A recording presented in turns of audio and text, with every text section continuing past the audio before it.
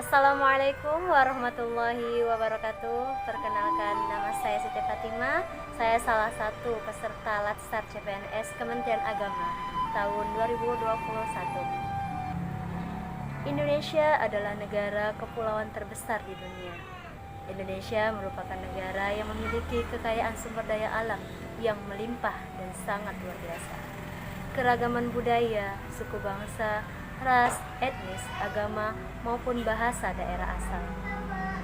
Situasi dan suasana lingkungan yang terus berubah sejalan dengan proses perkembangan kehidupan bangsa dari waktu ke waktu, menuntut semuanya untuk terus memahami serta mempedomani secara baik ajaran yang terkandung dalam konsepsi wawasan kebangsaan. Kali ini saya akan membahas mengenai wawasan kebangsaan. Wawasan kebangsaan lahir ketika bangsa Indonesia berjuang membebaskan diri dari segala bentuk penjajahan yang terjadi di dalam Indonesia. Dalam perkembangannya, muncullah kesadaran bahwasanya perjuangan yang bersifat nasional, yaitu perjuangan yang berlandaskan persatuan dan kesatuan dari seluruh bangsa. Nah, hal ini dimulai dengan lahirnya pergerakan Budi Utomo yang berdiri pada tanggal 20 Mei 1908 yang merupakan tonggak awal sejarah perjuangan bangsa yang bersifat nasional, yang kemudian disusul pula oleh lahirnya gerakan-gerakan kebangsaan baik di bidang politik, ekonomi, perdagangan, pendidikan, kesenian, dan kewanitaan. Nah, tekad perjuangan itu lebih tegas lagi dengan adanya Sumpah Pemuda pada tanggal 28 Oktober 1928 dengan ikrar satu nusa, satu bangsa dan menjunjung tinggi bahasa persatuan, yaitu bahasa Indonesia. Wawasan kebangsaan tersebut kemudian mencapai satu tonggak sejarah, bersatu padu memproklamasikan kemerdekaan pada tanggal 17 Agustus 1945.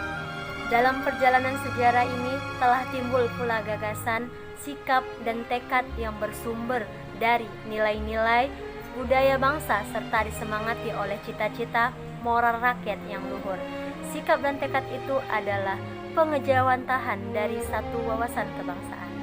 Wawasan kebangsaan adalah cara pandang bangsa Indonesia dalam rangka mengelola kehidupan berbangsa dan bernegara yang dilandasi oleh jati diri bangsa dan kesadaran terhadap sistem nasional yang bersumber dari Pancasila, Undang-Undang Dasar Negara Republik Indonesia tahun 1945, NKRI, dan Bhinneka Tunggal Ika, guna memecahkan berbagai persoalan yang dihadapi bangsa dan negara demi mencapai masyarakat yang aman, adil, makmur, dan sejahtera.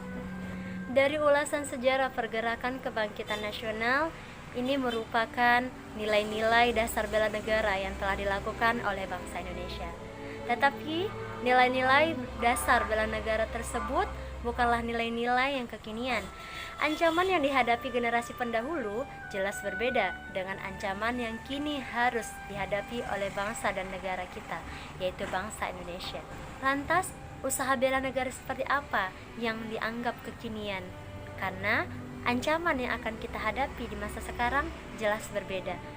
Nah, usaha bela negara bertujuan untuk memelihara jiwa nasionalisme warga negara dalam upaya pemenuhan hak dan kewajibannya terhadap bela negara yang diwujudkan dalam pembinaan kesadaran bela negara demi tercapainya tujuan dan kepentingan nasional.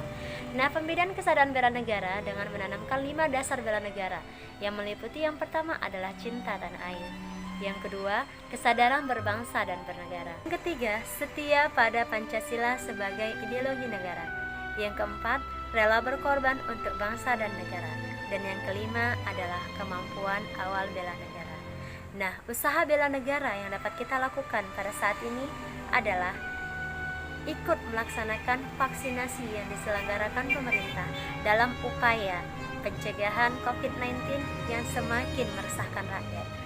Nah, ini termasuk nilai kesadaran bela negara pada poin kedua, yaitu sadar berbangsa dan bernegara. Nah, mungkin ini saja penjelasan dari saya mengenai wawasan kebangsaan dan nilai bela negara. Semoga dapat dipahami. Saya Siti Fatimah. Saya akhiri dengan Assalamualaikum warahmatullahi wabarakatuh.